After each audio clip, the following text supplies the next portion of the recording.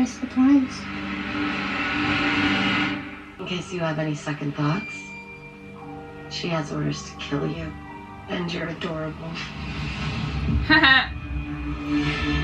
Where's Amori? Amori! She's a BMP.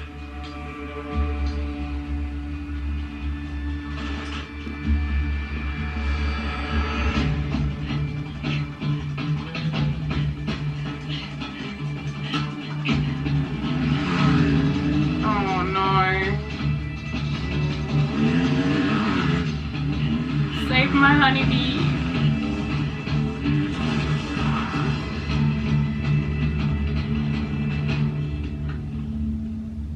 Moira, what are you doing? Let's go back. We're mortals. The offer still stands for the next 10 seconds. Please just let me talk to her, okay? John Murphy. Love you. You've been bad. I know that this is hard, but Clark was willing to put you in an oven. Remember that? Oh, John. I'm so sorry it had to be like this. Like what? More, nothing needs to change. We can go back right now. I told him not to tell the guards about any of this. That's what we were counting on. Field. Actually, we're thinking about using one of the 14 research outposts marked on the map your father gave us. Oh, it's too bad you can't get past the radiation shield. That's where the EMP comes in. Lol. Nah. Fuck that. Step away from the device. Excuse my language. Sorry. You think we care about that traitor? Lord knows you shouldn't. But yeah, I do. Which brings us to yet another episode of No Good Choices. Clark would love this. Either you let Murphy die in a doomed attempt to save her, starting a war with my father, or we stay friends and live happily ever after. Take a minute to think it over. Do it. So much for forever.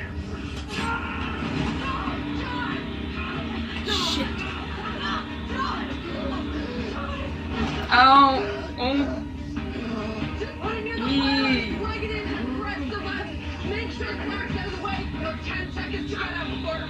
You keep Clark.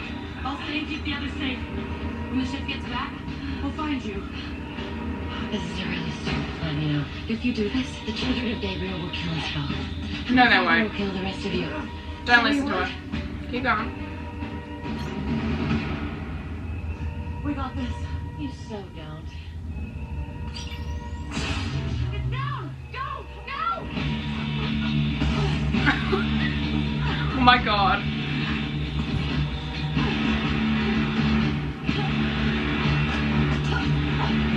Yep, they're across the line. Good. Stay safe. Save Clark.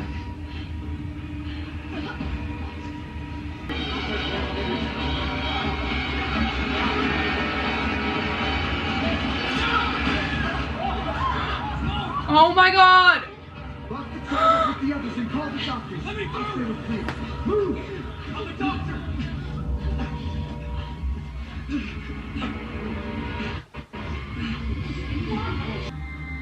You're right. An innocent man is dead because of you. The way I see it, letting you die too would only make things worse. I couldn't save my mother. But I can save you. Aww. I'll take off the damn suit before I change my mind. This is what we saw in a little bit at the intro.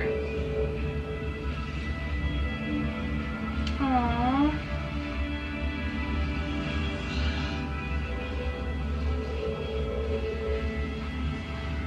No. No one who's gone in has ever come out. Wait. She's not there. Gioza? It isn't real. If you go in there, you'll die. I don't know what it means, or if it's real. I just know it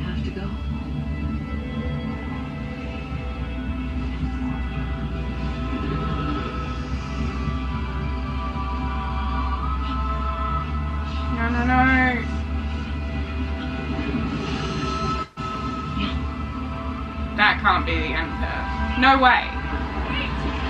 Oh, yeah. Well, they've both gone in now, so.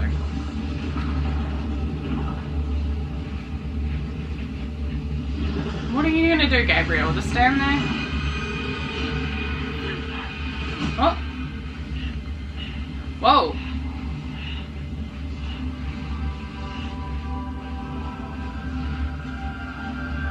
She's fine now.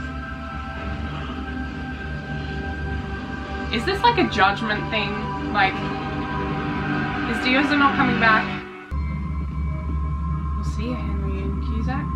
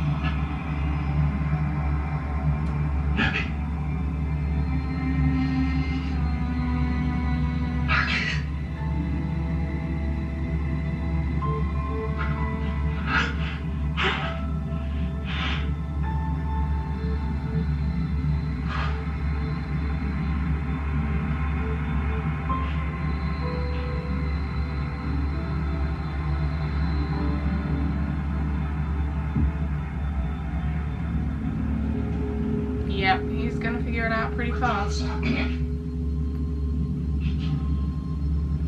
He's like, wasn't this ripped before?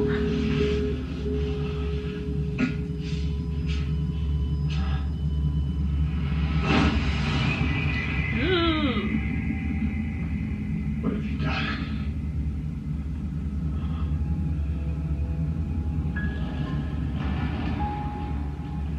I saved you.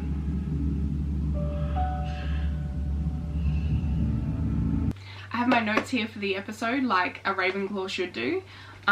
Usually I just wing it, but I found, hey, it's easier if you write things down.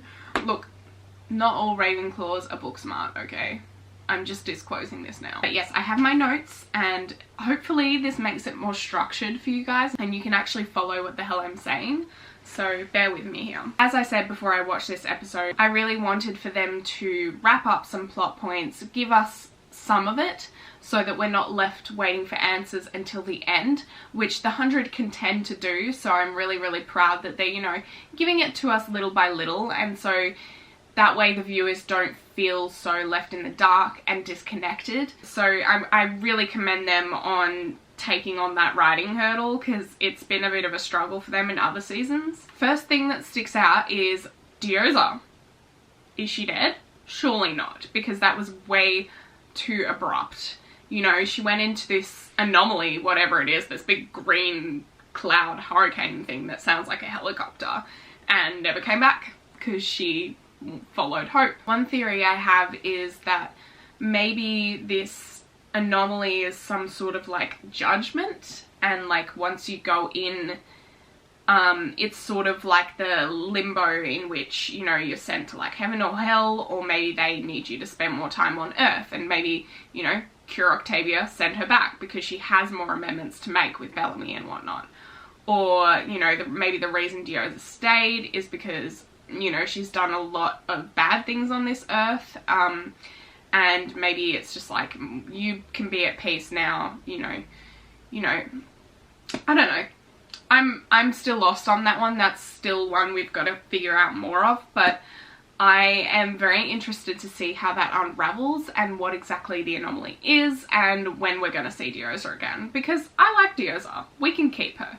And I think the reason I like her is because she's so incredibly complex. Yes, she was a bad person, but there's a lot more to it than that. You know, there's obviously motivations for everything that people do. So I'm interested to unfold a little bit more about Dioza's past. Obviously she struggles with it because, you know, she tried to kill herself. So obviously she very much struggled with whatever she had done. I can't exactly remember. She murdered a lot of people, right? I need to go back and look into that. But I love Diaz's character, would like to keep her, hoping she's not dead. To the point of that storyline, Gabriel, I should have seen it coming that it was him, and I figured it out about 5 minutes before they revealed it. And I'm really mad at myself for not figuring it out earlier, but from what I saw, I don't think anyone else had figured it out either. So I feel a little less, you know, ignorant knowing that other people haven't picked it up either. But I think it was a really smart plot point, to be honest. I was quite surprised by it, quite caught off guard, even though that I figured it out like 5 minutes earlier. You know, it just clicked. And obviously they had dropped a seed in there for me, like just before, because I don't think I would have figured it out just before otherwise. But that was very, very clever. And, you know, they tell us straight away, you know, how he was, you know, put into another's body because someone else believed he needed to live on, not him. So it wasn't his choice. He wanted to go. He was ready to go. And someone else made that choice for him, much like in contrast to Cain. You know, I mean, I don't think Cain wanted to go, but he definitely won't agree with the decision. And that leads me to the point of Cain. Oh, okay, so I guess we're saying goodbye to Henry and Cusack like this, which sucks. I mean, we still have the character of Cain technically, but it's, you know, I think we needed more of a formal goodbye for him because, you know, I did like Cain's character, but, you know, he's doing a new show, so I kind of saw at the start of this season when he was in a coma that he was going to go permanently at some point, and I guess this is that point. You know, his body is dead on a table. So thank you very much to Henry and Cusack. We've loved having you on the 100, and I'm really going to miss your presence, and I'm sure your presence is going to be missed by a lot of the cast and crew as well, so thank you. Linking back into the Anomaly and the eclipse that they were going through, Dioza saw her biggest desire, which was hope, and for Octavia, she saw her biggest demon, a regret, which was, unsurprisingly, leaving Bellamy to die in the pit. Well, not leaving Bellamy, that was Clark. You know what I mean, she was gonna kill her brother, regardless of any personal connection. So it was refreshing to see a bit of an emotional side of Octavia, as I said when I was watching the episode.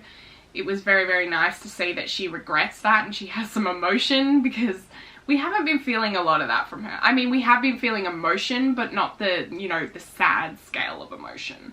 And yeah, it was nice to see her break down a little bit. I think they're doing very well in sort of Octavia's journey of going back to who she is, or who she is after she's been Blood Rainer, and she's sort of getting back to herself, accepting that she needs to make some amends with Bellamy. He has every right to cast her out and be angry with her. I don't understand why people would think he doesn't have that right. So I'm enjoying her character redemption very much. Speaking of character redemption, Miss Emori, I am so mad we get so deprived of Louise's acting and so deprived of Emori as a character, because I swear we've barely seen her at all this season until this episode, and I was loving every single second of it.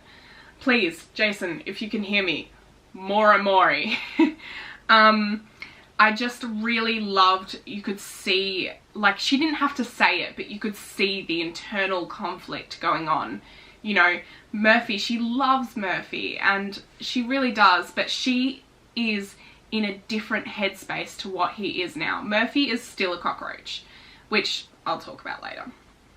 But Emori has moved past that. She sees the value in life and living a full life, and, you know, not just running away from mistakes or, you know, scamming her way through something. That's partly because she's been around the space crew. She made a decision this episode, and I was really, really proud of her, even though it took a lot, because she does love Murphy, but the decisions he was making were wrong. And I'm really, yeah, I'm proud of her for choosing her friend's side and knowing that it wasn't okay just to, like, let Clark die. And I think Murphy does know that deep down. I think I'm struggling a little bit this season with Murphy, because I feel like we've reverted backwards. We've had all this, you know, development from season 1 through, you know, him injuring Raven, to them forgiving each other, to him being in a relationship, to, you know, him accepting love and thinking he deserves love. And I just feel like we've gone backwards a little bit, and I don't know, I'm trying to figure out if that's more the writer's fault or if it's more they're doing that purposefully to bring him somewhere else, and I can't definitely tell for sure until we get to the end of this season. But at the moment I'm just going to hold it out because, you know, there were glimmers of hope there where he knew that what he was doing was wrong. And maybe his motivations were instilled in wanting to be with Anomale forever. But I also think it's really interesting, Richard also said that he thinks they should break up, which I would agree with. I love them, do not get me wrong. But individually as characters, they do better apart than when they do together. Because Murphy seems to be greatly influenced when he has Anomale in his life, and that inclines to like the cockroach side of him. And Anomale has changed. She's different now. She's not that person anymore. She's not, you know, survival of the fittest, do whatever it takes to survive anymore. I mean, she wants to survive. I'm just saying it's not like it used to be. So I would have to agree with Richard on that one. Whether it happens or not is another question entirely.